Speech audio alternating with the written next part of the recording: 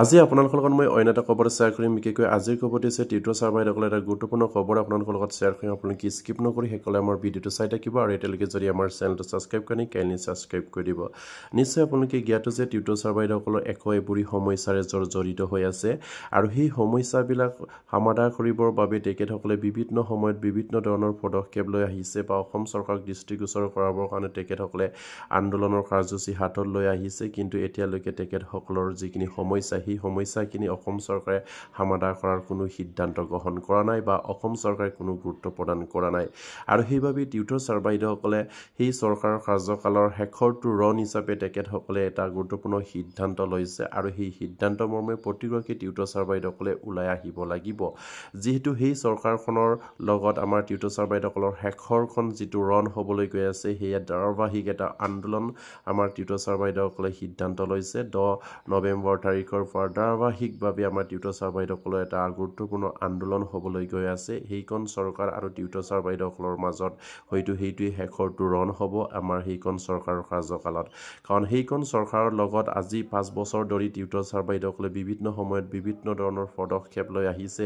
আন্দোলনৰ দৰে কাৰ্যসূচীও হাতত লৈছে কিন্তু এতিয়ালৈকে সেই টিউটৰ ছাৰ্ভাইসকলৰ সমস্যাৰ প্ৰতি অসম চৰকাৰে গুৰুত্ব প্ৰদান নকৰিলে আৰু বাৰম্বাৰকৈ মাননীয় শিক্ষামন্ত্ৰীৰ লগত আলোচনাত মিলিত হৈছিলে আৰু শিক্ষামন্ত্ৰীগৰাকী এজন হয়তো মিছলীয়া শিক্ষামন্ত্ৰীকৈ এই বুলি ক'বলৈ বাধ্য হৈছে টিউটৰ ছাৰ্ভাইসকলে কাৰণ তেখেতৰ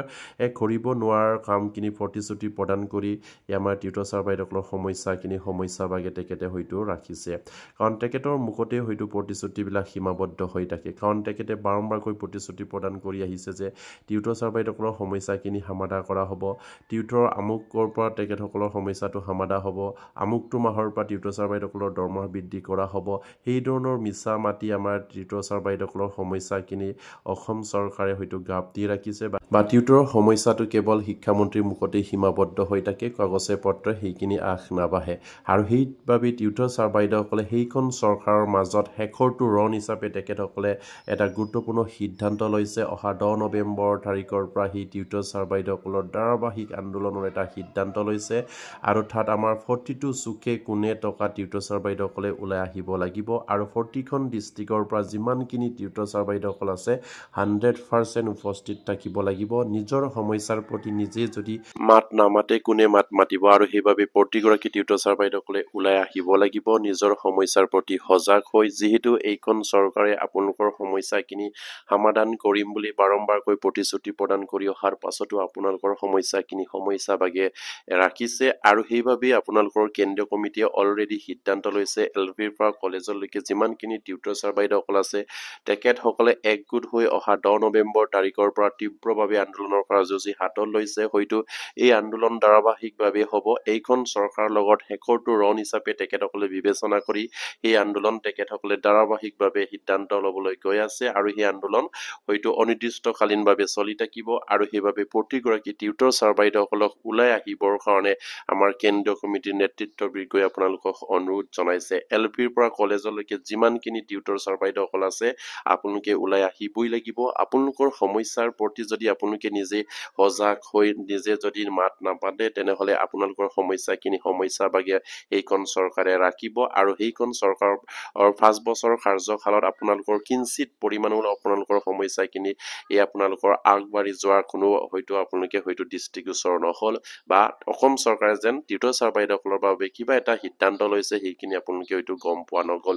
আৰু সেইবাবে তেখেতসকলৰ সেই চৰকাৰটোৰ লগত শেষৰটো ৰণ হিচাপে আপোনাৰ অহা 10 নৱেম্বৰ তাৰিখৰ পৰা ধাৰাবাহিকভাৱে আন্দোলনৰ সিদ্ধান্ত লৈছে তাত অসমৰ চুকে কোণে টকা আপোনাৰ এলপিৰ পৰা কলেজলৈকে যিমানখিনি টিউটৰ ছাৰ্ভাইসকল আছে আপোনালোকে ওলাই আহক আৰু ওলাই যদি নাহে তেনেহলে আপোনালোকৰ সমস্যাখিনি এইবাৰ সমাধান নহব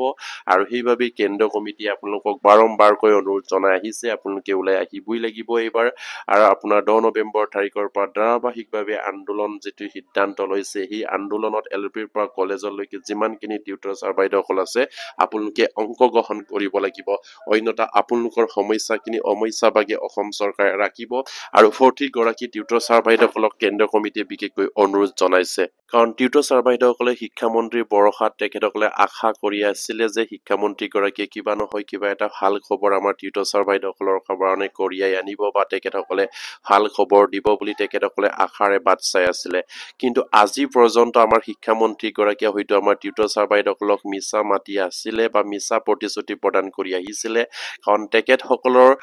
ভাসভৱনত আমাৰ টিউটৰ ছাৰ বাইদেউসকলে ধেমাজি জিলাত তেখেতৰ নিজা গড়ত আমাৰ শিক্ষামন্ত্ৰীক লগ কৰিছিল আৰু তাতেই শিক্ষামন্ত্ৰী গৰাকীয়ে যি ধৰণে প্ৰতিশ্ৰুতি প্ৰদান কৰিছিলে আপোনাৰ যোৱা আপোনাৰ 15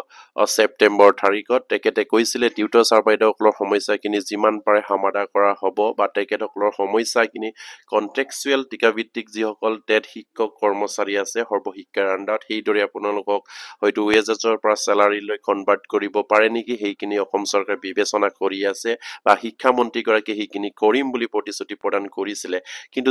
তেখেতে যেনেধৰণে প্ৰতিশ্ৰুতি প্ৰদান কৰিছিলে সেইমতে কাম নহল আকৌ আমাৰ টিউটৰ ছাৰ বাইদেউসকলৰ কেন্দ্ৰীয় কমিটিক তেখেতসকলে ইমাৰ্জেঞ্চি হিচাপে আপোনাৰ তেখেতসকলক তথাতয়াকৈ আপোনাৰ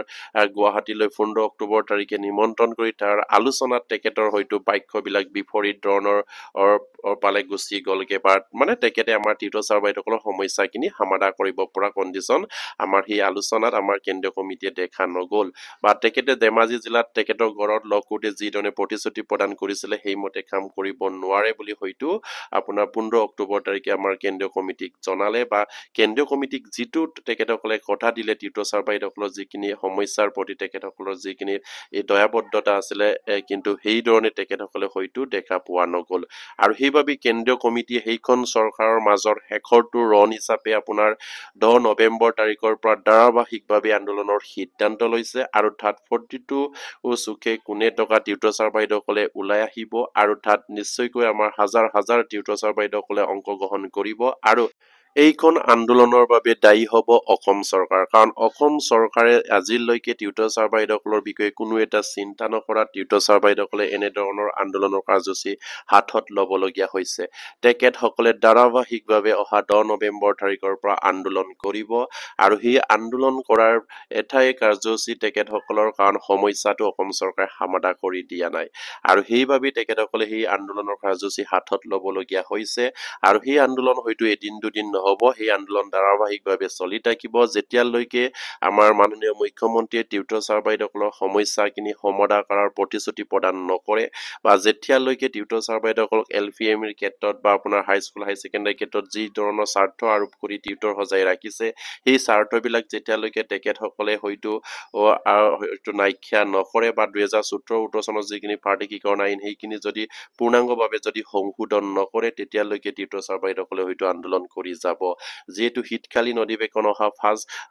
আপোনাৰ 25 নৱেম্বৰৰ পৰা আৰম্ভ হ'ব বুলি অলৰেডি গম পোৱা হৈছে আৰু সেইবাবে আমাৰ টিউটৰ ছাৰ বাইদেউসকলে আন্দোলনৰ সিদ্ধান্ত লৈছে সেই শীতকালীন অধিৱেশনত টিউটৰ ছাৰ বাইদেউসকলৰ সমস্যাটো সমাধান কৰিবই লাগিব আৰু 2017-18 চনৰ যিখিনি প্ৰাদেশিকৰণ আইন সেইখিনি পূৰ্ণাংগভাৱে সংশোধনীলৈ আনিব লাগিব আৰু টিউটৰ ছাৰ বাইদেউসকলৰ যিখিনি টেট জাপি দিছে ক'ৰবাত হয়তো আপোনাৰ গ্ৰেজুৱেশ্যনত 50% জাপি দিছে সেই সকলোবিলাক ক্ৰাইটেৰিয়া তেখেতসকলৰ পৰা নাইকিয়া কৰিব লাগিব সেই আইনখনৰ পৰা আৰু সেই আইনখনৰ পৰা যিখিনি স্বাৰ্থ আৰোপ কৰিছে যিবিলাক টিউটৰ ছাৰ বাইদেউসকলক কণ্ডিশ্যন ৰাখি টিউটৰ হিচাপে সজাই ৰাখিছে এই সকলোবিলাক কণ্ডিশ্যন নাইকিয়া কৰি তেখেতসকলে সংশোধনীলৈ আনিব লাগিব আৰু বিনা চাৰ্টে LPৰ পৰা কলেজলৈকে সকলো টিউটৰ ছাৰ বাইদেউসকলক টিচাৰলৈ আপগ্ৰেড কৰাৰ কাৰণে সেইখন আইন আকৌ নতুনকৈ আনিব লাগিব তেতিয়াহে হয়তো টিউটৰ ছাৰ বাইদেউসকলৰ সেই আন্দোলন টমকিব আৰু তেখেতসকলে হয়তো সেই আন্দোলনৰ কাৰ্যসূচী বাতিল কৰিব আৰু যেতিয়ালৈকে এনেধৰণৰ যদি পূৰ্ণাংগ আইন যদি সংশোধন নকৰে তেতিয়ালৈকে এই টিউটৰ ছাৰ বাইদেউসকলে ধাৰাবাহিকভাৱে আন্দোলনৰ সিদ্ধান্ত লৈছে হয়তো সেইখন চৰকাৰৰ মাজত শেষৰটো যুঁজ হিচাপে তেখেতসকলে সেইখিনি চেষ্টা কৰিব আৰু সেই আন্দোলনৰ দায়ী হ'ব অসম চৰকাৰ অসমৰ শিক্ষা বিভাগৰ শিক্ষামন্ত্ৰী কাৰণ তেখেতে সেইখন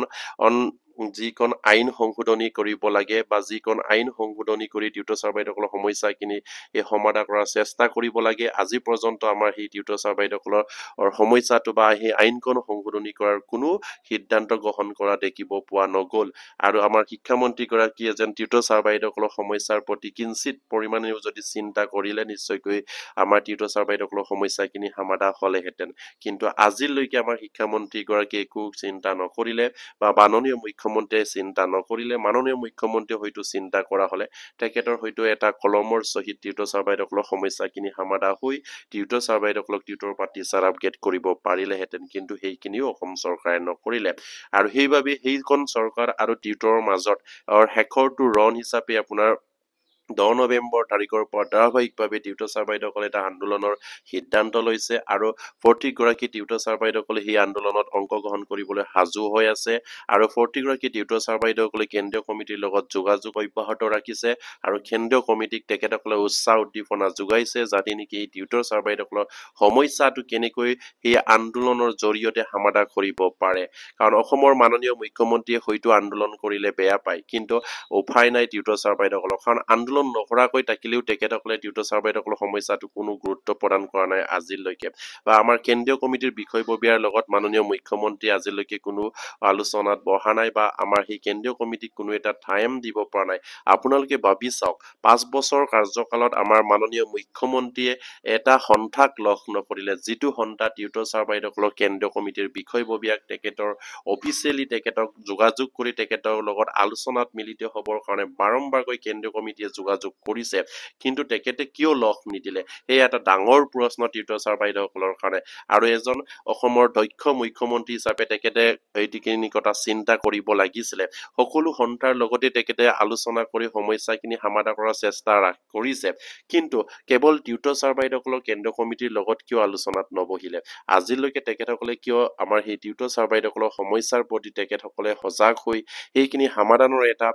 গতি উলিয়াবৰ কাৰণে তেখেতসকলে আমাৰ বিষয়ববীয়াৰ লগত কিয় আলোচনাত মিলিত হ'ব নোৱাৰিলে বা কিয় আমাৰ কেন্দ্ৰীয় কমিটিৰ বিষয়ববীয়াসকলক টাইম দিব নোৱাৰিলে তাতেই আমি অনুমান কৰিব পাৰো যে সেইখন চৰকাৰে যেন টিউটৰ ছাৰ বাইদেউসকলৰ সমস্যাখিনি অনাগত দিনতো যে সমাধান কৰিব সেই আশা কৰিব পৰা নাযায় আৰু সেইবাবে টিউটৰ ছাৰ বাইদেউসকলে অহা 10 নৱেম্বৰ তাৰিখৰ পৰা ধাৰাবাহিকভাৱে আন্দোলনৰ সিদ্ধান্ত লৈছে আৰু তাত প্ৰতিগৰাকী টিউটৰ ছাৰ বাইদেউসকলে